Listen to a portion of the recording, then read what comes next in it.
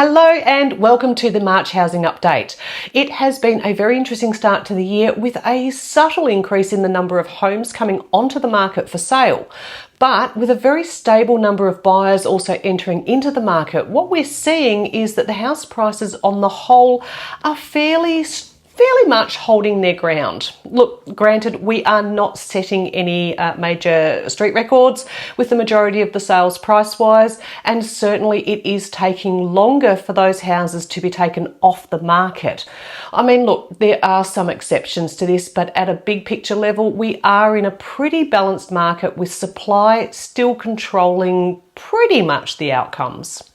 Over the Easter long weekend, it was actually pretty interesting. The feedback we got from buyers who were out and about shopping was that they saw the long weekend as an opportunity to potentially get a little bit ahead of their competing buyers. And the numbers at the opens were pretty much, they were better than expected. To say that things are unpredictable and somewhat random still would be an understatement, and there realistically is no surefire way to 100% predict how the buyers will respond to individual properties. It is becoming clearer that presentation, floor plan and upgrades are becoming more pivotal in determining just how in demand each property will be. So what did we see in the month of March? I'll be going into more detail in the upcoming suburb snapshots, but the 3977 overview, here we go.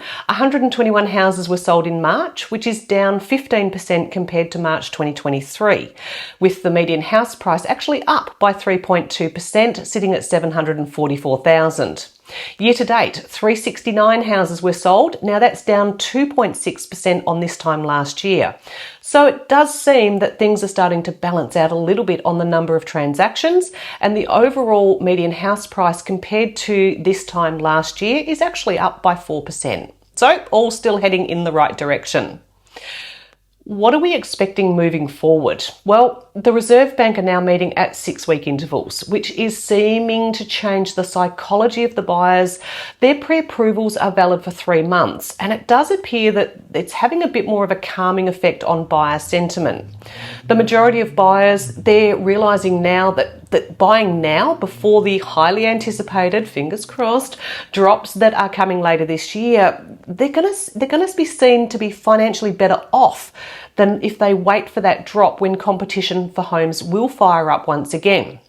That being said though, buyers are currently pretty easily distracted when a new property listing alert hits their phone, which could also be a pretty valid reason for the longer days on market.